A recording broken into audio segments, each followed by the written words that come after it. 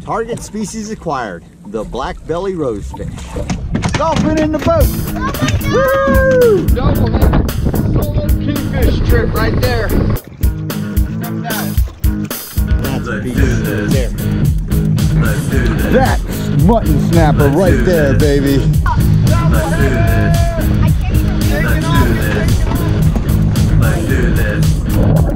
Let's do this. Let's do this. All right, it's a beautiful morning. We're rigging up, heading towards the inlet. We're gonna head offshore, dip some lines in the water, try and bring home some food to the family. Before we get into this though, if you want to learn more about fishing, grow as an angler, or just see some great and exciting offshore fishing adventures, you can start by hitting the subscribe button. And don't forget to turn on the notification bell so that you won't miss a thing. All right, everybody, we'll see you out on the water.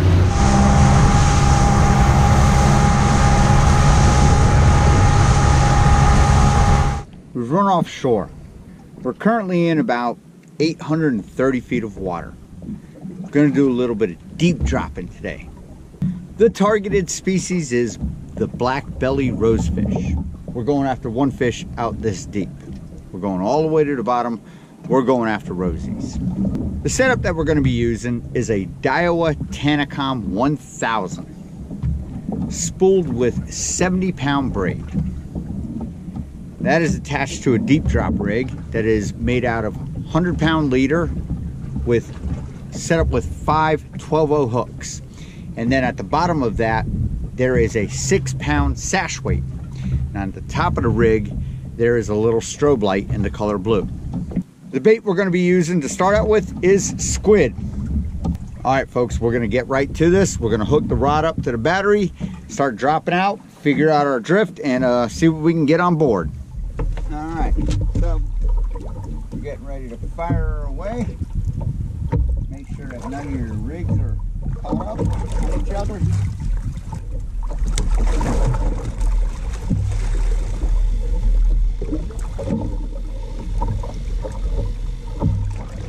And we're firing away. So once it reaches the bottom, you leave it in free spool and you feel for the bites. Tanacom's reading meters, so if you're in just over 800 feet, that's going to be somewhere around 300 and some odd meters. All right, we're on the ground.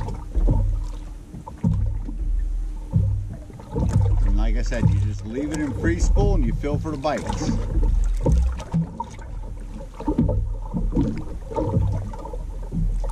And we're already getting bites. But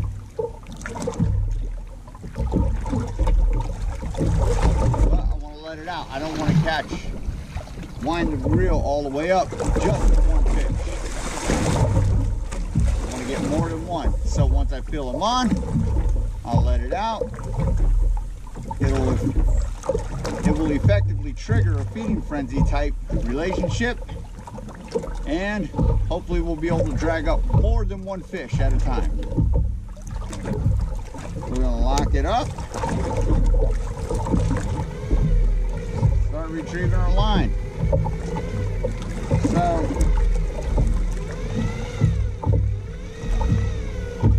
you got a good amount of weight and you're going against the current, so you don't want to just blast it up. You're fighting a fish. You can't just cinch it on high speed and bring it up. It won't work. You'll lose all your fish. So you want to bring them up nice and slow at a medium pace. Remember, it might be an electric reel, but regardless, you're still fighting a fish. Yeah, 300 meters down.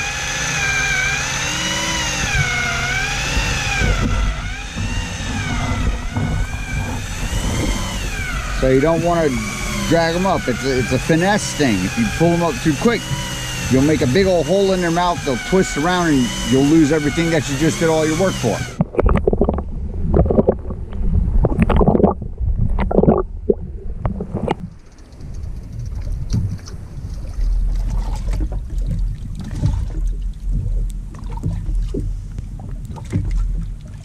All right.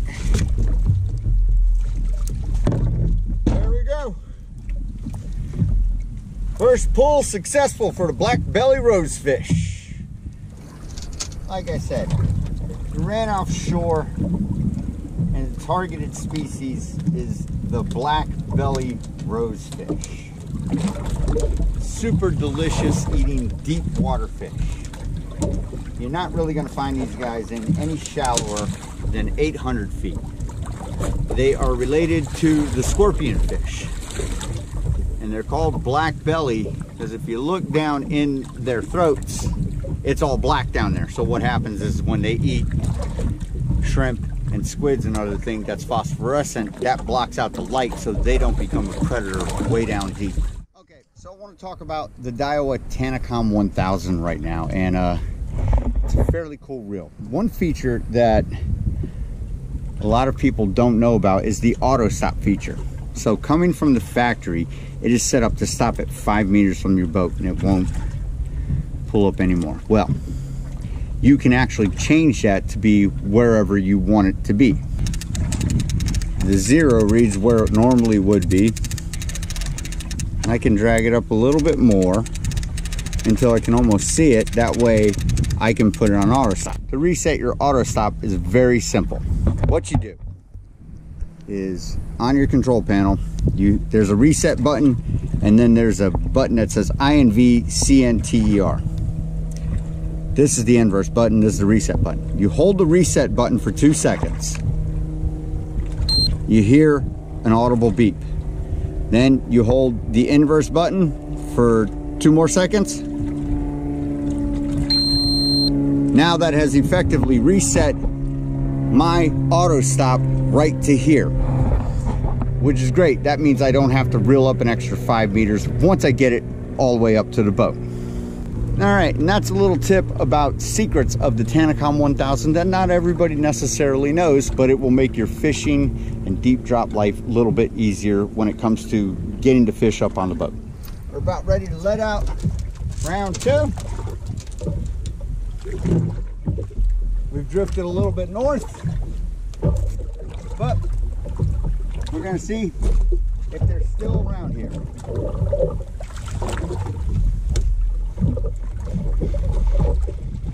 All right, we're letting out. We're gonna hope for the best. We had a good round 1, caught 3 fish. Hopefully round 2 will be just as, if not more productive. And again, once you get the hookup with the Rosies and you see them nibbling, don't immediately wind it up. Give them a chance to form that sort of little itty bitty feeding frenzy down on the bottom. Let more get them. Of course, some of them are gonna nibble away the bait and you're not gonna get any on all the hooks, but the chances of you pulling up 5 fish for the price of 1 is better than pulling up 1 fish, especially when you're reeling up an electric reel that is tethered to a 12-volt battery, wearing down your battery consistently. You'd rather pull up 5 fish than 1. The bottom is around 320 meters down. Found that out from the first time we dropped down. So we're almost there. Once we hit the bottom, we're on the bottom, just above at 302 meters. So we leave the reel in free spool, and I can already see them starting to bite, which is great. That means they're there, they're abundant.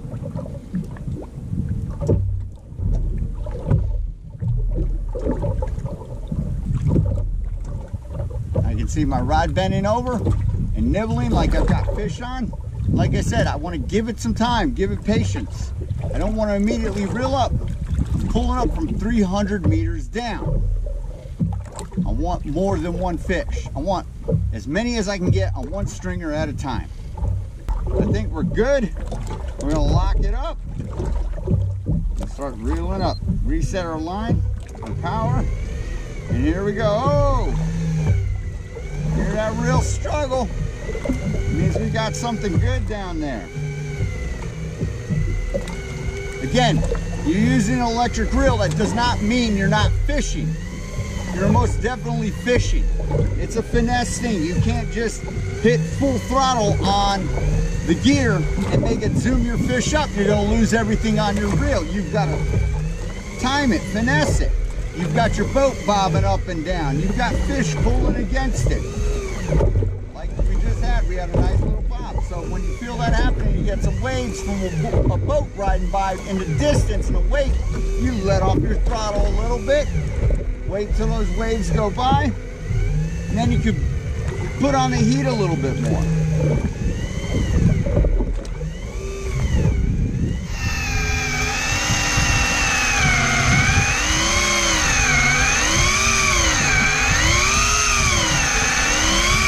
Approximately 20 meters away.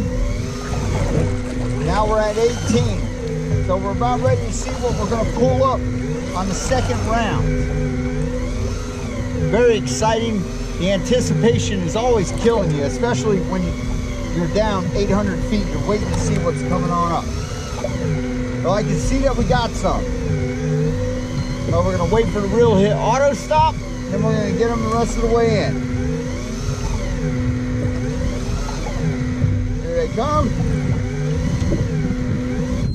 All right, the reel has hit auto stop. I will reel it the rest of the way up.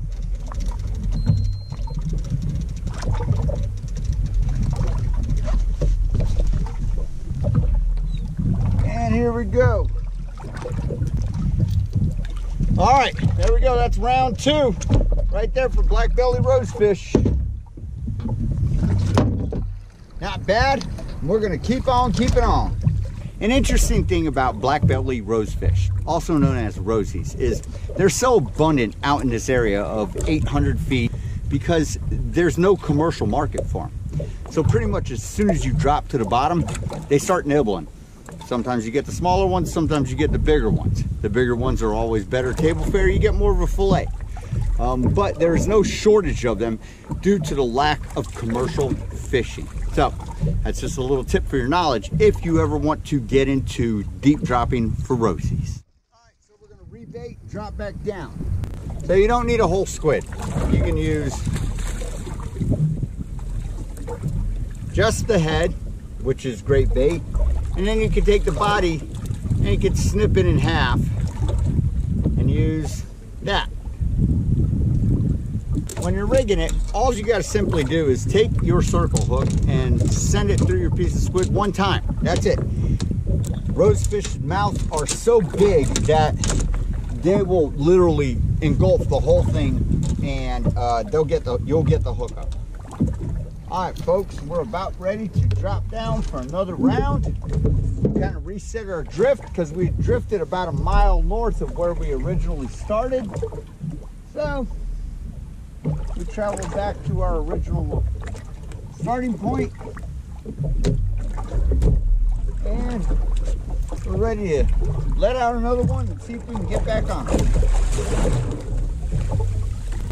Rosies are a year-round species, so if you're out trolling for dolphin or way offshore and you've got the gear to go after them, Rosies is always pretty much a guaranteed thing, as long as you've got the setup to go after them properly. You will be going home with dinner. All right, we're on the ground, and we're already getting nibbles, which is good.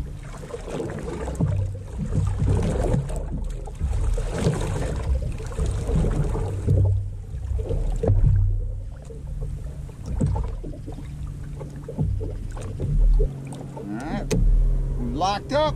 Time to reel them on in.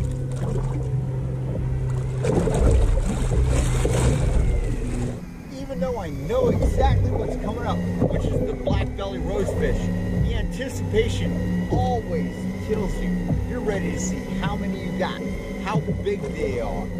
Okay, so we're about a little less than 20 meters away from the auto stop function. We're about ready to see what we got. I can see them doubling over a rod, which means we definitely got fish, and that's always great news. But I think we had them since the bottom when I can see them bumping and, you know, tipping the rod. So I'll wait until it's worth it to reel it up, wind it up. I can see them down there coming up.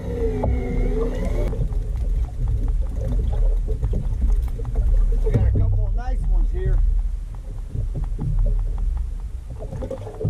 All right, there we go. Watch and wait. There we go. Some more Rosies. Nothing like good sized ones, especially this bad boy right here. He's about 2 pounds, which is, you know, on the larger side for them. Look at this fish. This nice eye makes it so that any light going down 800 feet can get in there and you can see what's going on. The colors, the spines on his back that keeps him from getting eaten by predators. There's nothing quite like a rosefish. Very beautiful fish. All right, I want to explain what happened today and what made this offshore expedition ultra successful. We formulated a plan. We left the inlet early. We headed out to just over 800 feet of water. We said, hey, we're going to target Blackbelly Rosefish. Great idea. They're abundant in this area due to the lack of a commercial aspect of fishing for them. We came out successful. We caught a mess load of Blackbelly Rosies. I lost track after the first couple of drops. Cool. We're going home with dinner. Most excellent. Blackbelly rosefish are some of the most delicious deep water fish that you can find. Now granted, deep dropping is not for everyone. It takes the right gear, it takes the right mindset, it takes the right bait, it takes patience, and it takes a little bit of know-how and experience to say, hey, okay, this is where I can go and this is what I can do to be able to come home and produce. All right, everybody, that about does it for this episode. I hope you enjoyed this deep dropping for Blackbelly rosefish offshore fishing expedition. Till next time, South Florida saltwater fishing, going wherever the cool wind takes us.